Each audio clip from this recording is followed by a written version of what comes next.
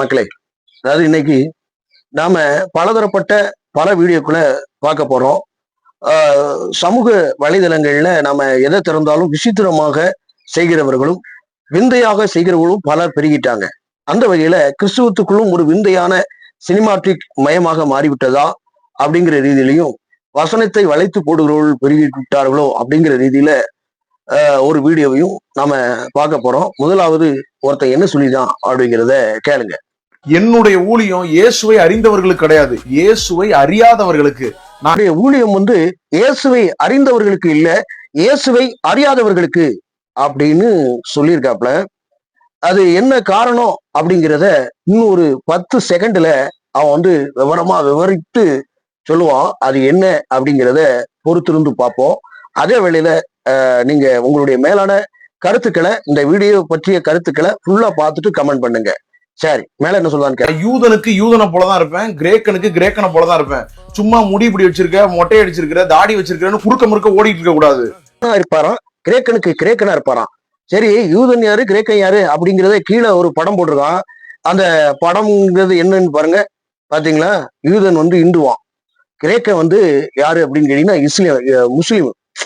சரி, இதுக்கு ஒரு காரணம் என்ன சொல்றான் அப்படின்னா, மொட்டை அடிச்சிருக்க, தாடி வச்சிருக்க அப்படின்னு சொல்லி குறுக்க மறுக்க போவாதீங்க. குறுக்க மறுக்கன்னா எவ்வளவோ கேள்வி கேட்டாடா, டே எதுக்குடா மொட்டை அடிச்சிருக்கிற, எதுக்குடா தாடி வளர்த்திருக்கிற, கேவலமா அப்படிங்கிற மாதிரி யாரோ சொல்லியிருக்காங்க. அதனால குறுக்க மறுக்க அதுக்கு ஒரு விளக்கத்தை கொடுக்கறதுக்காக விளக்க வெங்காயமாக என்ன சொல்லியிருக்கா அப்படின்னு கேட்டீங்கன்னா, தாடி. அதுக்கும் அந்த கேடித்தனத்தை என்ன சொல்லியிருக்கா அப்படிங்கிறது இன்னொரு செகண்டையும் பாருங்க. முஸ்லீம் என்னைய பாக்குறாருன்னு வச்சுக்கோங்களேன், நம்ம பேடாம நம்மால் மாதிரி இருக்கானே அப்படின்னு சொல்லுவாரு. பார்த்தா பாய் மாதிரியே தெரியலையே, பெட்ஷீட் மாதிரி தெரியல. ஆஹா, சந்தேகப்பட ஆரம்பிச்சிட்டாங்க. ஒரு ஹிந்து என்னைய பாக்குறாருன்னா, ஹே நம்ம உறவு மாதிரி இருக்கு, நம்மால் மாதிரி இருக்குன்னு தான் சொல்லுவார். இந்து மாதிரி பாத்துக்குவான், தாடியை பார்த்துட்டே நம்மள்றா அப்படிங்கிற மாதிரி சொல்லிடுவான். அப்படிங்கிற மாதிரி ஒரு காரியம். இவன் சோக் பண்றதுக்கு இது அதாவது எப்படின்னு கேட்டீங்கன்னா, பவுல் பேதுரு இருக்கார் இல்லையா, சாரி, பவுல் சொன்னது என்ன, யூதனை ஆதாயப்படுத்தும்படி யூதனுக்கு யூதனாகவும் கிரேக்கனுக்கு கிரேக்கனாகவும் எல்லாருக்கும் எல்லாமும் ஆனேன் அப்படின்னு சொல்லி ஆதாயப்படுத்துவதற்காக இது பண்ணியிருக்காரு. இவன் மண்டல முடி இல்லாதது, சிறைக்கிறது, இந்த தாடி வச்சிருக்கிறது, இதெல்லாம் ஒரு அடையாளமா? அதாவது யூத பாரம்பரியம், இந்த போட்டோல காமிக்கிறேன். யூத பாரம்பரியம் அப்படிங்கிறது அவன் கை சுத்தம், கால் சுத்தம், ஆலய முறைமைகள், இப்படி பலவிதமான பழக்க வழக்கங்கள், பலவிதமான கலாச்சாரம் நிறைந்த ஒரு காரியம். மற்றவங்கள்ட்ட போயிட்டு, அதாவது மாற்று ஜாதியினர் கூட அவன் சாப்பிட மாட்டான். அவனுடைய கொள்கை எல்லாம் எப்படின்னா, உயர்ந்த ரகமான ஆபிரகாமினுடைய வழித்தோன்றல்கள், பரிசுத்த கடவுளுடைய நேரடி பிள்ளைகள் அப்படிங்கிற ஒரு மதப்போட இருக்கக்கூடிய, சடங்காச்சாரியத்தை செய்யக்கூடிய, ஆலய முறைமையில் இருக்கக்கூடிய, அதே போல கடவுளுடைய லாப்படி வாழ்றவங்க அப்படிங்கிற மாதிரி இருக்கிறவரு. இந்த முறைமைகள்ல தான் பவுல் இருந்தாரு. பவுல் இருந்த போதும் இயேசுவிடத்தில் வந்ததுனால என்ன ஆகுதாரு, இந்த மாதிரியான முறைமைகளுக்கும் மனித பாரம்பரியத்துக்கும் விலகி அடிமையாக இல்லாமல் அவர் என்ன பண்றாரு அப்படின்னு கேட்டீங்கன்னா, கிறிஸ்துவுக்குள்ள அவர் விடுதலை பெற்றவர். சரிங்களா? ஆனாலும் நான் அடிமையானேன், யூதனுக்கு யூதனாகவும் அப்படின்னு அந்த கலாச்சாரத்துல பயணிச்சதுனால, நான் பரிசேயன், எப்படி எபிரேயனுக்கு எபிரேயன், எபிரேயனில் பிறந்த எபிரேயன், நான் யூத மார்க்கம் அப்படின்னு எல்லா இடங்களையும் சொல்லக்கூடியவரா இருப்பார். காரணம் என்னன்னு கேட்டீங்கன்னா, அதுலயும் ஒரு ஊசி மாலை ஏத்தி அவர் கிறிஸ்துவனா அவரு கிறிஸ்துவனா விடுதலை பெற்றுட்டாரு. இந்த விடுதலை பெற்றது பிறகும் அடிமையாக அவர் இது பண்றாரு, வைக்கிறாரு. அங்கேயே எப்படின்னு கேட்டீங்கன்னா, அப்போஸ்தலர் நடபடிகள் 16வது அதிகாரத்தை வாசிங்க. 16வது அதிகாரத்துல தீமோத்தேயுவுக்கு 7ஆம் நாள் விருத்த சேதனம் பண்ணினார். எப்படி நியாயப்பிரமாணத்தின் முறைமையின்படி விருத்த சேதனத்தை பண்ணி அப்படியே அல்லாக்கா தூக்குறாங்க. அல்லாக்கா தூக்கி மல்லாக்கா போடுறது அப்படிங்கிற மாதிரி இது இருக்கு. சரி, அதே அப்போஸ்தலர் நடபடிகள்ல கிரேக்கன்ட்ட என்ன சொல்றாரு, 17:23 இருந்து நீங்க வாசித்தீங்க அப்படின்னு சொன்னா, இங்கே ஒரு சிலையில ஒரு பலிபிடத்தை கண்டேன். அந்த பலிபிடத்திலே ஒரு எழுத்தை எழுதியிருக்கிறத பாக்குறேன். ஆனாலும் இந்த கடவுளை தான், நீங்க எழுதியிருக்கக்கூடிய கடவுளை தான் நான் பிரசங்கிக்கிறேன் அப்படின்னு சொன்னாரு. அது போக என்ன பண்றாரு அப்படின்னு கேட்டீங்கன்னா, நீங்கள் எல்லாம் ஒரு பக்தி வைராக்கியமா இருக்கிறவர்கள் என்று கண்டேன். புரியுங்களா?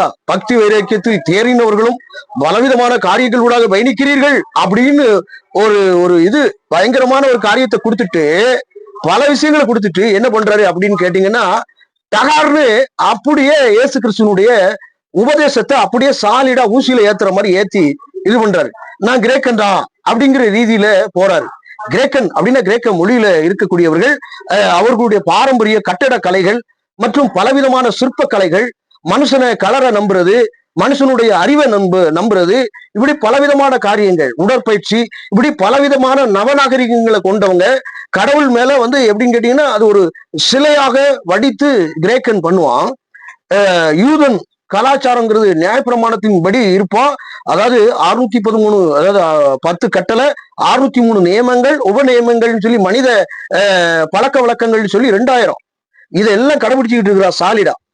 அப்படிப்பட்டவங்கள்ட்ட அப்படியா மாறி நியாயப்பிரமாணத்துல உள்ளவங்களை கிறிஸ்துக்குள்ள கொண்டு வரதுக்கு நியாயப்பிரமாணத்தின் ஊடாக பயணித்தார் பவுல் அப்படின்றது. சோ இந்த மண்டல முடி சிறைக்கிறது, இந்த மாதிரி சிறைக்கிறது, இந்த மாதிரியான வேலை இல்ல ராஜா, அது கிடையாது. புரியுதுங்களா இல்லையா? நான் என்னுடைய உடையில மாற்றம் பண்றேன், நான் என்னுடைய மண்டைய சிறைச்சிட்டு தாடியை வளர்த்துக்கிறேன் அப்படிங்கிறதெல்லாம் ஏற்றுக்கொள்ள மாட்டான். நீங்கள் முஸ்லீமாக போறீங்க அப்படின்னு தாடி வச்சிருந்தா முஸ்லீம் ஆயிடுவீங்களா? நம்ம சொல்றோம் அப்படின்னு இவன் சொன்ன மாதிரி சொல்லுவாங்களா அப்படின்னு கேட்டீங்கன்னா சலாமு அலிக்கும் அப்படின்பா. நிக்கா பண்ணிருக்கியா அப்படின்னு, சாரி சுனத் பண்ணிருக்கியா அப்படின்னு கேட்பான். எடுத்துன்னு எப்போ சுண்ணப்பு எடுத்தீங்க, உங்களுடைய வகையிலாக்கள் என்ன, ஒரு மாதிரி கசபசான்னு பேசுவான், மாட்டிக்குவான். புரியுதுங்களா? இவன் நம்மளா உடனே சொல்லிடுவான், இவன் மூஞ்ச பார்த்தா உடனே கண்டுபிட்டுருவானா அப்படின்னு கேட்டா போலீஸ் அதிகாரிகள் பார்த்தா என்னடா தீவிரவாதி மாதிரி இருக்கான், தூக்கி உள்ள வச்சு பொடா சட்டத்துல தூக்கி உள்ள வைடா அப்படிங்கிற மாதிரி உள்ள வச்சிருவான். அந்த அளவுக்கு கோமாளித்தனமா இருக்கான். கிறிஸ்துவத்தை கேவலப்படுத்துறதுக்குன்னே இவனை போன்றவர்கள் இருக்கிறாங்க. சரி, இதுக்கு மேல இன்னொரு காட்சி என்ன அப்படிங்கிறதையும் நீங்க பாருங்க. அத வந்து நான் ஒரு சின்ன செக்மெண்டா கொடுத்துருக்கேன், அதையும் பாருங்க. பல நீ மாறிடுச்சு பாக்க, அலையன வீசுதிய வாழ்க்கை அப்படிங்கிற மாதிரி அந்த பாடல் இருக்கு. இதே பேட்டர்ன்ல ஒரே பேட்டர்ன், ஒரே செட்டப், சினிமாவில பாடுறதும் இதுவும் ஒரே பேட்டர்ன்ங்கிற மாதிரி இன்னொரு காட்சி பதிவையும் பாருங்க.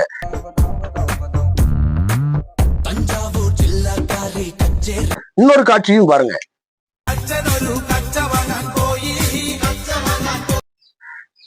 அப்போ கிறிஸ்தவத்துக்குள்ள அழகல்லையா வீசுனையா வாழ்க்கை அப்படிங்கிற அந்த பாடலுக்கு நடனம் ஆடுவதா, வாழ்வியலா ஆக்குறதா? கிறிஸ்தவங்கிறது வந்து வேத வசனத்தின் அடிப்படையில வாழ்வாக மாற்றி பிறருக்கு அந்த வாழ்வியல நிருபமாக நம்ம, இதுதான் இயேசுவின் நிருபம். யாரு? சைமன் பீட்டர் இஸ் நிருபம். புரியுதுங்களா? நிருபமா மாறணுமா, அல்லது புறஜாதிகளுக்கு என்ன பண்றது, நிரூபிக்கிற மாதிரி நானும் புறஜாதியும் ஒண்ணு, உங்க கண்ணெல்லாம் மண்ணு அப்படிங்கிற மாதிரி இப்படிப்பட்ட ஊடுருவிய ஒரு சிலர் என்ன பண்றாங்க, கிறிஸ்துவத்தை கேவலப்படுத்தும் வண்ணமாக செயல்படுறாங்க. புறஜாதிகளும் அப்படித்தானே இருக்கிறார்கள். பாட்டு தான் வேற, நடனம் எல்லாம் ஒரே பேட்டர்ன், ஒரே சேம் பேட்டர்ன், ரெண்டுமே ஒரே பேட்டர்ன். புரியுதுங்களா? எதுல மாற்றம் இருக்குதுங்களா? ஆண்டவர் என்ன சொன்னாரு? கபடற்ற மாசற்ற பிள்ளைகளாகும்படி மலைமேல் இருக்கிற பட்டணம் மறைந்திருக்க மாட்டாது அப்படி. மலைங்கிறது இந்த உலகத்தில் இருக்கக்கூடிய பாவிகள், இப்படி பலதரப்பட்ட மக்கள் இருக்கலாம். ஆனால் நாம் கொஞ்சமாக இருந்தாலும் நாம் என்ன பண்ணணும்? கபடற்ற பிழையற்ற மாசற்ற பிள்ளைகளாக இருக்கணும். அப்போ எங்கேயாவது ஒரு பாடலுக்கு இப்படி நடனம் ஆடணும், தெருக்களில் நடனம் ஆடணும் அப்படிங்கிறது இருக்கா? அப்படி தெருக்கள்ல எப்படி நடனம் ஆடிருக்காங்கிற இன்னொரு காட்சியை பாருங்க. ஒருத்தர் வந்தாரு என்ன, சரி இதுதான் இப்படி இருக்கு, இதுக்கு என்னங்க அப்படின்னு நீங்க கேட்பீங்க. இதே பேட்டர்ன்ல தான் சினிமா சார்ந்த, அதாவது புறஜாதியினரும் பண்றாங்க. அதையும் பாருங்க. இன்னொரு காட்சியும் பாருங்க. எதுவுமே மாற்றம் இல்லைங்க. அங்க இருந்த ஒரு அடிமை இங்க வந்து ஒரு அடிமையா இருக்கான். புரியுதுங்களா? எங்க போனாலும் இந்த அடிமைங்கிறது மாறாது. புரியுதுங்களா இல்லையா? ஆமா, அங்க உள்ளவனை இங்க கூட்டு வந்தோம்னா இங்கேயும் இதுதான் பண்ணுவான், வைப்பான். ஒரு கோமாளி என்னன்னு கேட்டீங்கன்னா, கோமாளி நீ கோமாளியா இல்லடா, நீ ராஜரீக வசரத்தை தரித்தவன், நீ ராஜாவுக்கு பிள்ளை அப்படின்னு சொன்னா அந்த கோமாளியா நடனம் ஆடிப்பான்ல, அந்த கோமாளியை இங்க கூட்டு வந்து ராஜா வேஷம் போட்டாலும் அவன் கோமாளிதான். புரியுதுங்களா இல்லையா? எங்க போனாலும் கோமாளிதான், ஏமாளிதான் அப்படிங்கிறது அர்த்தம் தானே. நீங்க என்னதான் போனாலும் நாயை கூட்டு வந்து நல்ல குளிப்பாட்டி, இன்று முதல் நீ வந்து நாயா இல்ல, நீ வந்து ராஜாவின் பிள்ளை அப்படின்னு சொல்லி நடு வீட்டுல கொண்டு போய் சோத்த போட்டாலும் அது வைக்கத்தான சாப்பிடும். அது சுவாபம் மாறுமா? மாறாதுல்ல. அப்படித்தான் சில மனிதர்களுடைய கிறிஸ்துவ வாழ்க்கையும் அப்படிதான் இருக்கிறது. புரியுங்களா இல்லையா? அப்ப சற்று சிந்திச்சு பார்க்கணும். இதெல்லாம் ஆண்டவர் விருப்பம் கொண்டாரா, ஆண்டவரை பிரதிபலிக்கிறதா அல்லது புறஜாதியை பிரதிபலிக்கிறதா அப்படிங்கறது நீங்களே முடிவு பண்ணிக்கோங்க. வேறொரு பதிவு. வணக்கம்.